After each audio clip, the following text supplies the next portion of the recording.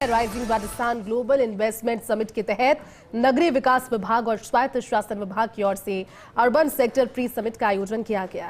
इस आयोजन में प्रदेश के शहरों के विकास पर 75,600 करोड़ रुपए के लिए एमओयू किए गए। देखिए फर्स्ट इंडिया न्यूज की खास रिपोर्ट। जयपुर के होटल आईटीसी राजपूताना में rising Rajasthan global investment summit के तहत अर्बन सेक्टर प्री समिट का आयोजन हुआ। कार्यक्रम के मुख्य अतिथि नगरीय विकास मंत्री झाबर सिंह खर्रा और विशिष्ट अतिथि मुख्य सचिव सुधांश पंत रहे। समारोह में 45,315 करोड़ रुपए के निवेश के लिए बड़े निवेशकों के साथ पूर्व हस्ताक्षरित 25 एमओयू का आदान प्रदान किया गया। इस दौरान 7,901 करोड़ रुपए के निवेश के एमओयू से जुड़े निवेशक और उनके प्रतिनिधि भी मौजूद थे। इनके अलावा जिलों में जिला कलेक्टर की मौजूदगी में 22,384 करोड़ रुपए के निवेश के एमओयू किए गए।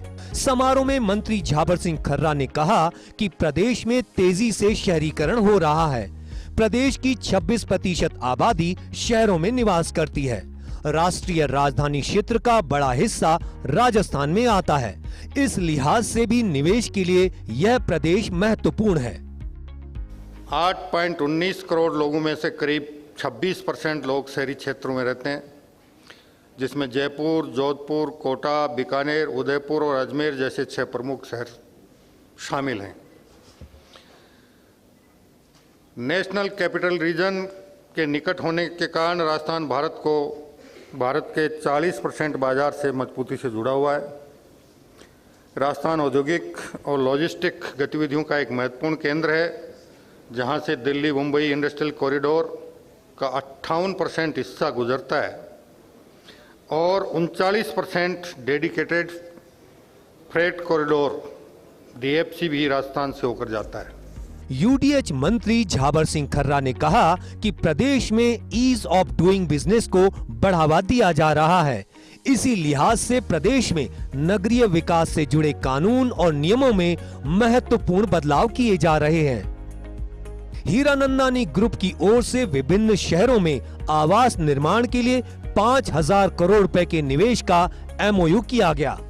रॉयल मल्टी स्पोर्ट्स की ओर से खेल गतिविधियों के विकास पर 5,000 करोड़ रुपए के निवेश का एमओयू किया गया। डोम मार्बल की ओर से सिरामिक टाइल्स एंड स्टोन्स के लिए 4,500 करोड़ रुपए के निवेश के लिए एमओयू किया गया। रहेजा ग्रुप की ओर से व्यावसायिक इमारत के निर्माण के लिए 3,000 करोड़ रुपए के निवेश का एमओयू किया गया। ब्यावर लघु उद्योग संघ की ओर से लघु उद्योग में 2,500 करोड़ रुपए के निवेश के लिए एमओयू किया गया। कस्तूरी ग्रुप की ओर से आवास निर्माण के लिए 2,500 करोड़ रुपए के निवेश का एमओयू किया गया। Indian mission of medical science society की ओर से मेडिकल कॉलेज के लिए 2,500 करोड़ रुपए के निवेश का एमओयू किया गया। व्रज ग्रुप की ओर से आवास निर्माण के लिए 2,500 करोड़ रुपए के निवेश का एमओयू किया गया। रहेजा ग्रुप की ओर से रिजॉर्ट और होटल के निर्माण में 2,000 करोड़ रुपए के निवेश का एमओयू किया गया। रौनक ग्रुप की ओर से रेंटल हाउसिंग और अन्य में 2,000 करोड़ रुपए के निवेश का एमओयू किया गया। मिनरल प्रोडक्ट प्राइवेट लिमिटेड की ओर से मिनरल सेक्टर में 1,500 करोड़ रुपए के निवेश का एमओयू किया गया। भारत विकास सेवा संस्थान की ओर से चिकित्सा संस्थान के लिए 1,500 करोड़ रुपए के निवेश का एमओयू किया गया। संगम इंडिया लिमिटेड की ओर से टेक्सटाइल में 1,500 करोड़ रुपए के निवेश के लिए एमओयू किया गया। महिमा ग्रुप की ओर से भिवाड़ी प्रोजेक्ट पर 1,060 करोड़ रुपए के निवेश का एमओयू किया गया। सन डॉन डेवलपर की ओर से वेयर हाउस व अन्य निर्माण के लिए 1,000 करोड़ रुपए के निवेश का एमओयू किया गया। जीन फाउंडेशन की ओर से शिक्षण संस्थानों के क्षेत्र में 1,000 करोड़ रुपए के निवेश का एमओयू किया गया। आरडीजी सॉल्वेंट की ओर से उद्योग में 750 करोड़ रुपए के निवेश के लिए एमओयू किया गया। पोद्दार संस्थान की ओर से पोद्दार विश्वविद्यालय के निर्माण पर 705 करोड़ रुपए के निवेश के लिए एमओयू किया गया। विवेकानंद ग्लोबल यूनिवर्सिटी की ओर से मेडिकल कॉलेज के लिए 700 करोड़ रुपए के निवेश के लिए एमओयू किया गया। मोदी डेयरी की ओर से कृषि आधारित उद्योग के लिए 600 करोड़ रुपए के निवेश के लिए एमओयू किया गया। वर्तक इंफ्रा लिमिटेड की ओर से वेस्ट टू एनर्जी प्लांट में 300 करोड़ रुपए के निवेश के लिए एमओयू किया गया। मुख्य सचिव सुधांशु पंत ने कहा कि सरकार अपने प्रथम वर्ष में ही इस तरह का आयोजन कर रही है ताकि निवेश के समझौतों को धरातल पर उतारा जा सके और इसके लिए पर्याप्त समय मिले। पिछली सरकारों में कार्यकाल के 3 साल या 4 साल बीतने के बाद ऐसे आयोजन की परंपरा रही थी, लेकिन इस सरकार ने अपने पहले साल में ही यह आयोजन किया है। सरकार ने इस बार नया मैकेनिज्म तैयार किया है। सरकारी अधिकारी निवेशक के साथ किए एमओयू को जमीन पर उतारने के लिए प्रयासरत रहेंगे। निवेश के लिए जो भी जरूरी स्वीकृतियां हैं वह सरकार की जिम्मेदारी होगी। निवेशक को सरकारी कार्यालय के चक्कर लगाने की जरूरत नहीं होगी। मुख्यमंत्री जी ने जो एक स्वप्न देखा, मुख्यमंत्री बनने के 1 महीने के अंदर उन्होंने घोषणा की कि हम सरकार के प्रथम वर्ष में ही एक इन्वेस्टर समिट रखेंगे।